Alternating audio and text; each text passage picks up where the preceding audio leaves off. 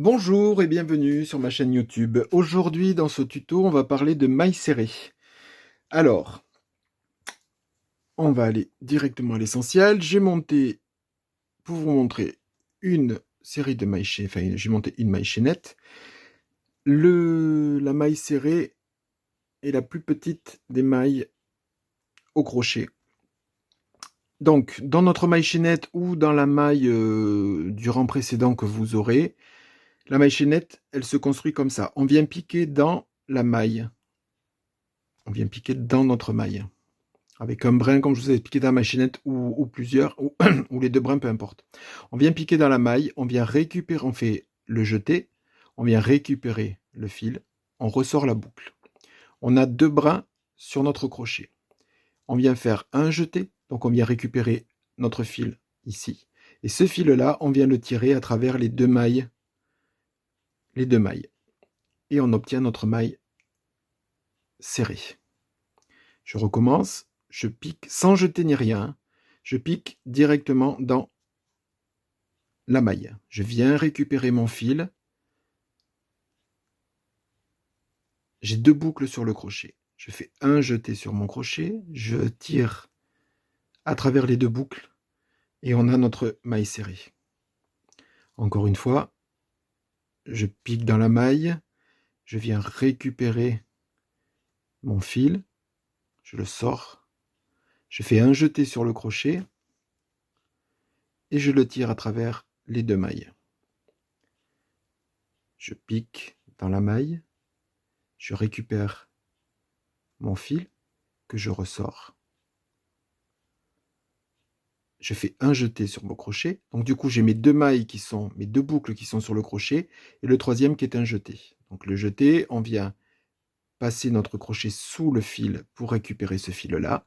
Et ce fil-là qui est ici, dans le crochet, on vient le passer à travers les deux boucles que l'on a sur le crochet.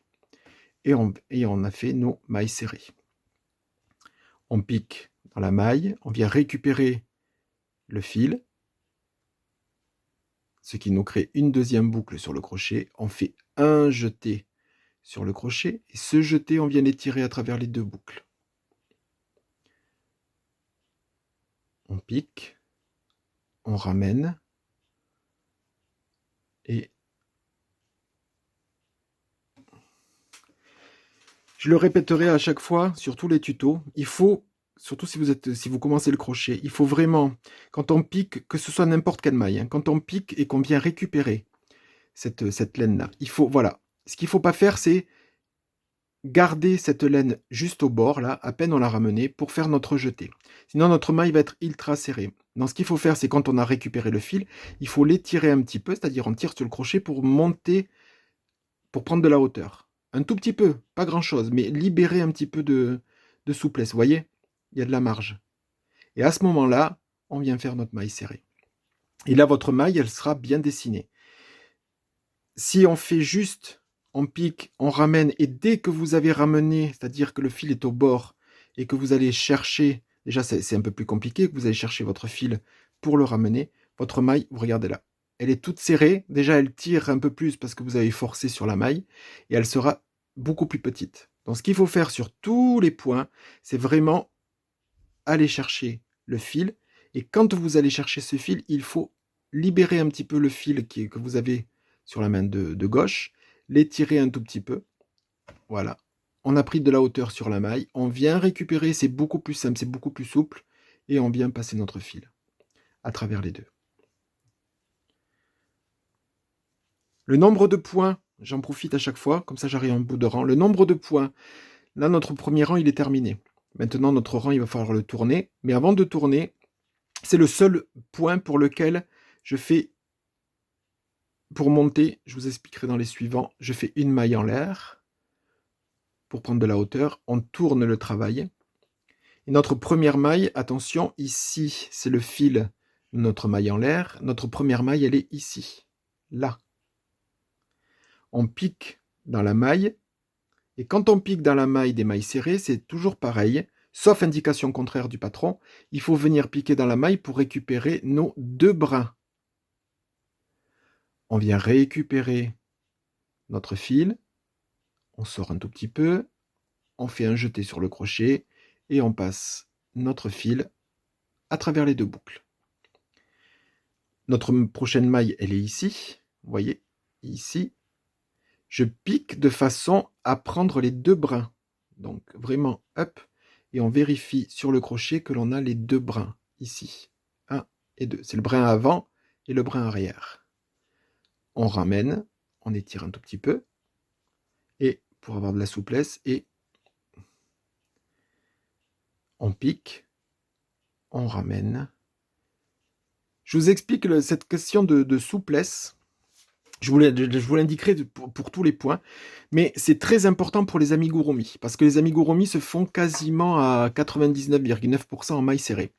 Et si vous serrez trop vos mailles, quand vous allez mettre votre molleton, votre coton ou quoi que ce soit à l'intérieur, il va se créer des trous entre les mailles. C'est-à-dire que vous avez tellement tiré et serré votre maille serrée, là c'est cas de le dire, qu'il va se créer des trous qui seront visibles sur l'amigurumi. On va voir le molleton ou les choses derrière. Donc il faut, la maille serrée, comme son nom l'indique, elle se serre toute seule, c'est-à-dire elle forme le dessin déjà toute seule. Il n'y a pas besoin de tirer, il faut être souple sur le mouvement. C'est-à-dire que déjà à la base, comme je vous l'ai dit, il faut vraiment, quand on ramène le premier fil, c'est-à-dire celui-là, il ne faut pas commencer la maille à partir de là. Il faut vraiment l'étirer un tout petit peu. On obtient de la souplesse au niveau de notre maille, notre crochet y coulisse. Si votre crochet ne coulisse pas ou vous sentez une résistance, c'est que vous avez trop serré. Donc vous remontez un petit peu en laissant ce brin-là assez libre.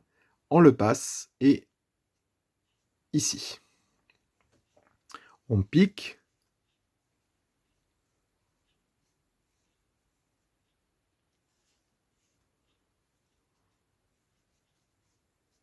Voilà. Au niveau du blocage des ouvrages, ça se retendra un tout petit peu. Et une dernière fois. Donc, il faut faire attention, comme là. J'arrive en bout d'ouvrage. Il faut faire attention. Moi, ce que je préconise, c'est de mettre des marqueurs quand vous commencez votre premier maille serré du premier rang. C'est-à-dire, vous voyez, ici, on pourrait dire notre premier rang est terminé.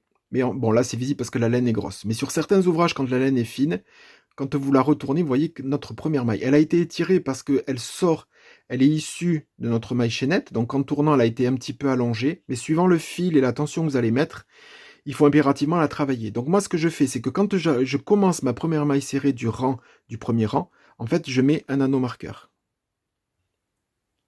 Je mets un anneau marqueur dedans. Admettons que je l'ai fait au premier rang. Là, j'arrive au bout et je vois que il faut vraiment travailler cette maille. Donc j'enlève l'anneau marqueur, je fais ma maille serrée, elle est peut-être un petit peu... Je fais ma maille serrée dans ma première. Et là, on est vraiment sur une bordure droite. Les erreurs, il ne faut pas avoir peur de mettre des marqueurs, il ne faut pas avoir peur au début de noter les mailles. Moi, je l'utilise encore quand c'est des fils qui sont très fins, que je tire un petit peu sur les bordures ou quoi que ce soit. Les mailles, les têtes de mailles, c'est-à-dire ces têtes-là, sont parfois un petit peu très serrées. Donc du coup, on ne les voit plus et on loupe. Et au bout d'un moment, quand vous allez monter, soit vous allez agrandir si vous en faites de trop, ou soit l'ouvrage va partir vers l'intérieur parce que vous zappez à chaque fois une maille. Alors, en général, quand ça zappe, on loupe pas des mailles tout le long, mais on va zapper la première maille ici et ça va faire un décroché, c'est-à-dire qu'au lieu de partir ici, ça va partir comme ça. Et on va avoir ce jeu ici de décalage. Donc, il faut vraiment ne pas avoir peur. Là, là, j'ai fini mon deuxième rang. Je fais une maille en l'air pour tourner, pour prendre de la hauteur. Je tourne mon travail. Je fais une maille serrée, donc je pique, je récupère mon fil, je l'étire un tout petit peu. Je passe le fil à travers les deux boucles. Cette première maille serrée du rang, je la note. C'est-à-dire, je lui mets un marqueur. Et et après, je continue mon ouvrage. Et quand je vais avancer, je vais pas aller jusqu'au bout du rang, hop. Et quand je vais avoir tourné et que je reviens sur mon rang, admettons sur un autre rang, parfois, suivant la laine, on ne sait jamais, ah c'est une maille, c'est pas une maille, on recompte, bon c'est pénible. Là, on sait que celle-là c'est une maille, même si sur certaines bordures ça y ressemble pas trop. Mais on pique et on fait notre maille serrée. J'enlève pas le marqueur. On fait notre maille serrée dans notre maille. Et on est sûr au moins que notre bordure restera bien droite. Voilà.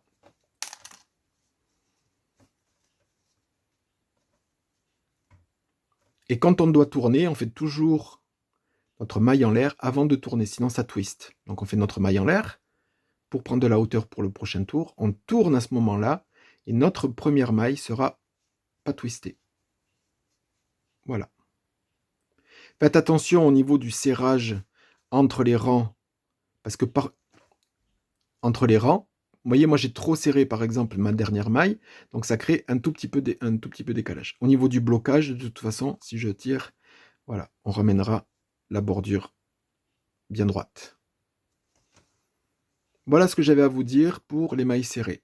Donc les mailles serrées sont faites pour les amigurumi, pour certains ouvrages, pour voilà, c'est vraiment, ça fait vraiment un travail très serré, très, ça prend du temps parfois quand c'est des écharpes ou des choses comme ça ou des plaids qui sont faits en mailles serrées, mais ça donne une finition très fine et très sympathique. Voilà pour le tuto des mailles serrées. Je vous souhaite une bonne journée, je vous dis à bientôt pour d'autres tutos. Au revoir.